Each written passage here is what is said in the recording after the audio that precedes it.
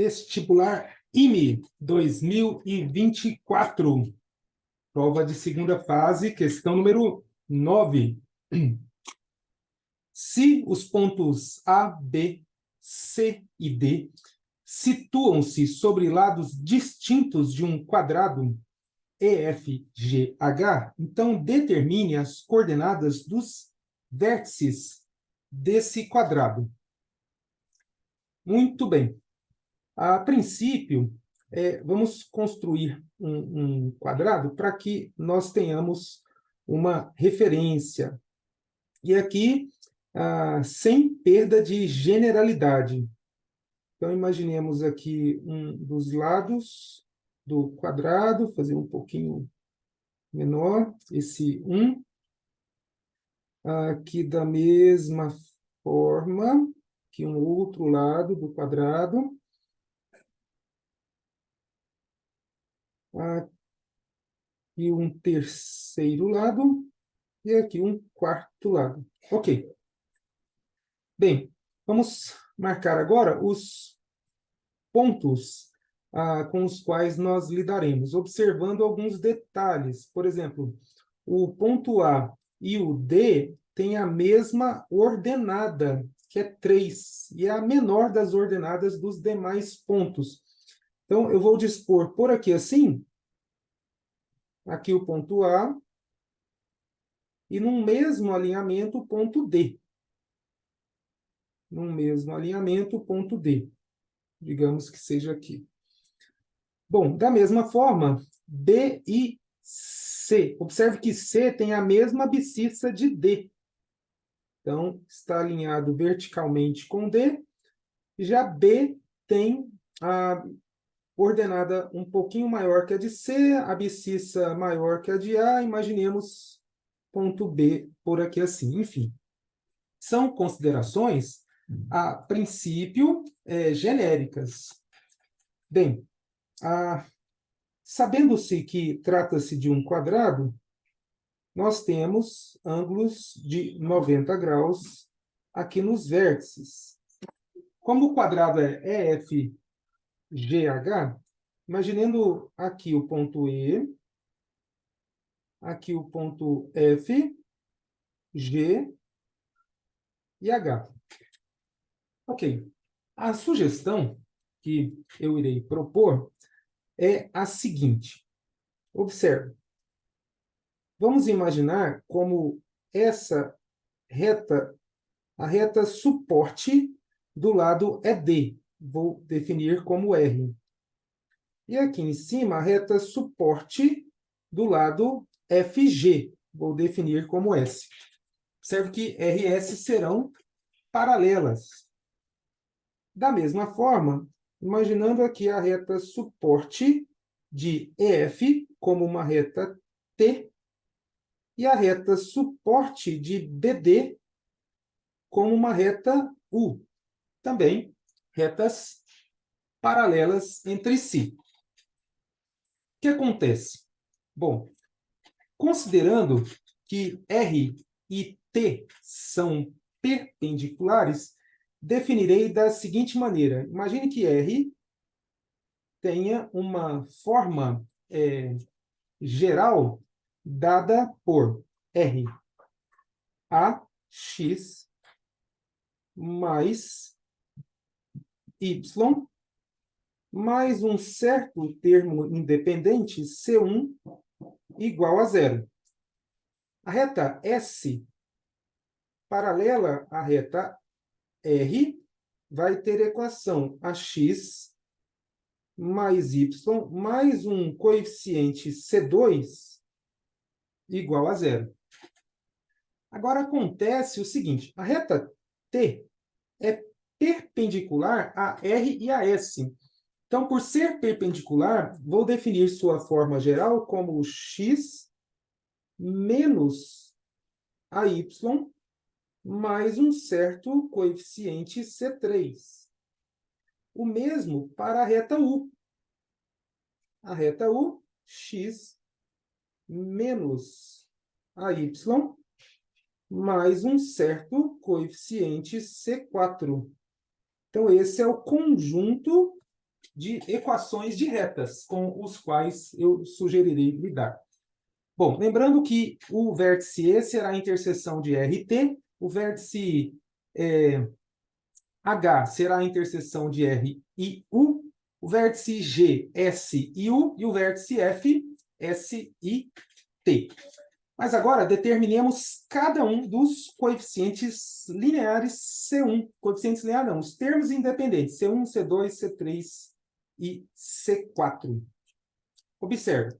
Então, para determinar C1, termo independente de R, eu sei que a reta R tem o ponto D como um dos seus pontos. Então, vamos usar as coordenadas do ponto D. Então, organizando com o ponto D, cujas coordenadas são 7 e 3. Bom, então, em R, nós teremos 7 vezes A mais 3 mais C1 igual a 0. Daqui nós temos C1. C1 é dado por menos 7A menos 3. Pronto. Esse é o termo independente C1 da reta R. Ok, agora determinemos C2 na reta S. A reta S tem o ponto B. Então, com o ponto B de coordenadas 2 e 6. Ponto B de coordenadas 2 e 6. Substituindo em S, 2 vezes A mais 6 mais C2. Isso quer dizer que C2 é dado por menos 2A menos 6. Esse é C2. Ok. Agora, vamos determinar C3. C3 é o termo independente da reta T, que passa pelo ponto A. Então, vamos usar o ponto A. Então, com o ponto A, cujas coordenadas são 1 e 3. Se o ponto A tem coordenadas 1 e 3, agora vamos em T. Substituindo em T, 1 menos 3A mais C3. Isso é 0. O que significa que C3 é 3 vezes A menos 1. Temos C3.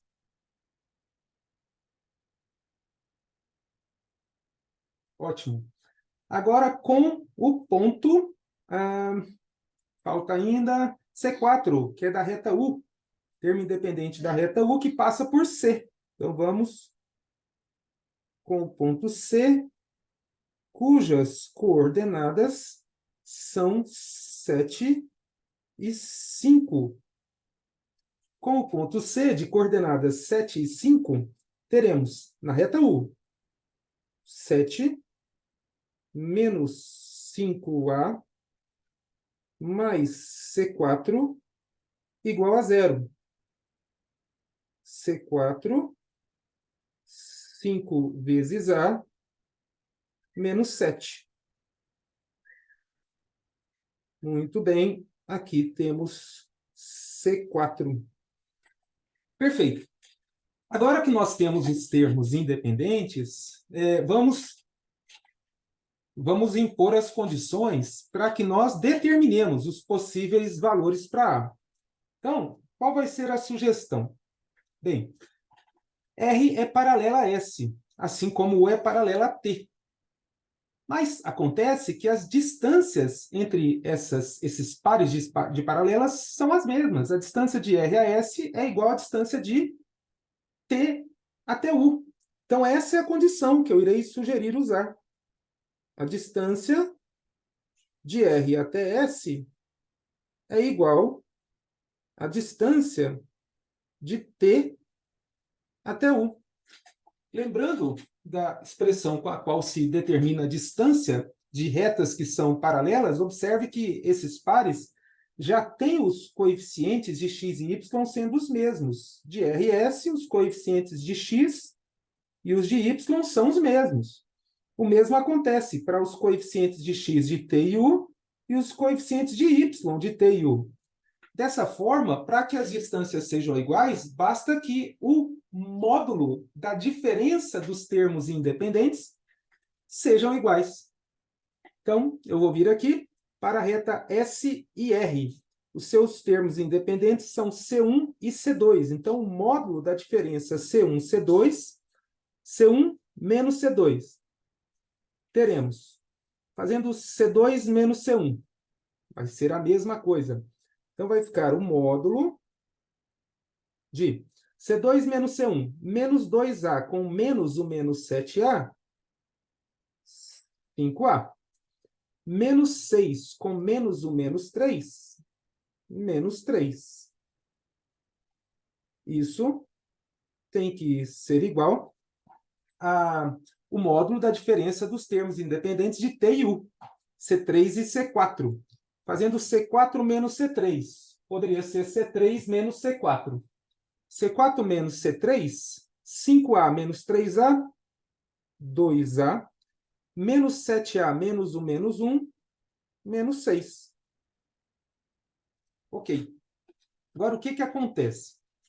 Isso determina duas possibilidades. Passando aqui para a página seguinte. Hipótese 1. 5A menos 3 igual a 7A menos 6. Ou 5A menos 3 igual ao oposto. Aliás, não 7A, 2A. 2A menos 6. Isso. Aqui, 2A menos 6. Bom, ou 5A menos 3 igual ao oposto de 2A menos 6, ou seja, menos 2A mais 6. Perfeito. Avaliando essas duas possibilidades, na primeira hipótese, teremos 3A igual a menos 3, ou seja, A igual a menos 1. Ou, na segunda hipótese, 7A igual a 9, A igual a 9 sobre 7. Então, inicialmente, temos dois possíveis valores para A. Menos 1 e 9 sobre 7. Agora, observe. Na hipótese do A ser um número positivo, se A for positivo, a reta R será decrescente. E uma vez que ela seja decrescente, passando por D, o que aconteceria nessa hipótese? Assim como R seria decrescente, S também seria decrescente. Assim, da mesma forma, T e U seriam crescentes. O que aconteceria é que nós estaríamos formando um quadradinho aqui no interior. Seria algo assim, ó. Claro que está fora de proporção, mas formaríamos um quadradinho no interior do que nós queremos, né? Já que esses pontos têm que pertencer aos lados do quadrado. Isso faz com que nós queiramos o A negativo, porque A negativo determinará o coeficiente angular de RS positivo e de T e U negativos, condizente com a situação que nós queremos. Por isso, nós vamos optar pelo A igual a menos 1. Então, observe. Para o A igual a menos 1. Uma vez que A seja menos 1, nós somos capazes de determinar as equações das retas e, assim, descobrir os pontos de intersecção, determinando os vértices. Então, vamos lá. A igual a menos 1. Qual vai ser a equação da reta R? Observe que A menos 1, menos x mais y, e o coeficiente C1, voltando aqui, menos 7 vezes menos 1 resultará 7, 7 menos 3, 4. Então, a reta R terá a seguinte equação. Menos x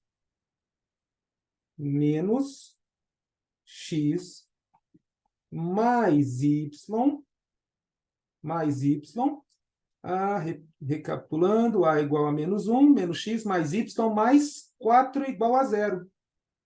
Menos x mais y mais 4 igual a 0. Essa será a equação da reta R. A reta S, já adiantando, menos x mais y. Vamos lá, o coeficiente de S é o C2. A igual a menos 1. Então, menos 1 vezes menos 2 resultará 2. 2 menos 6, menos 4. Então, menos 4 igual a 0. Reta T. Lembre-se que a reta T é x menos AY. Com A igual a menos 1, x mais y. O coeficiente, o termo independente da reta T é o C3. Com A igual a menos 1, esse termo independente será menos 4. Então, menos 4 igual a 0. E o da reta U, x mais y, o termo independente da reta U, C4, 5 vezes menos 1, menos 5 com menos 7, resulta menos 12. Então, menos 12, isso igual a 0. Ok, temos as equações das retas. Uma vez que tenhamos as equações das retas, somos capazes de descobrir os pontos, os vértices. Então, vamos lá. Primeiro, vamos determinar o vértice E, interseção de T com R. Então, vértice E, interseção de T com R. Com T e R, determinamos o ponto E. T e R, primeira e segunda, terceira equações. Resolvendo o sisteminha com as equações RT, adiciono e obteremos y igual a 0. E uma vez que y seja 0, x é 4. Então, 4 e 0 é o vértice E. Agora, vejamos. Com T e R, determinamos o vértice E. Agora, o vértice F, com T e S. Vértice F com T e S. Com T e S. Com T e S. T e S. Segunda e terceira equações. Adicionando as equações, nós determinaremos 2y igual a 8, y igual a 4. Esse é o vértice F. Y igual a 4. E se o y é 4, nós teremos x igual a 0. X igual a 0. Esse é o ponto F, 0 e 4. Agora, vamos determinar G. G é a interseção de S com U. S com U. Então, com S e U. Determinamos G. S e U, segunda e terceira equações. S e U. Adicionando as equações, eliminamos x, então 2y, menos 16 igual a 0, y é 8. E uma vez que y seja 8, x será 4. E, por fim, nós vamos trabalhamos S e U. Agora, para determinar, está faltando apenas o H, R com U. R com U. Então, com R e U, determinamos H. Bom, H com R e U, primeira e última equações, adicionando 2y menos 8 igual a 0, y igual, 2y igual a 8. Então, quer dizer que y é 4. E uma vez que y seja 4, x igual a 8. 8 e 4. Perfeito. Então, a pergunta é quais são os vértices do quadrado. Então, os vértices do quadrado são os pontos de coordenadas 4 e 0, 0, 4, 4, 8 e 8 e 4. Ok. Isso resolve a questão número 9.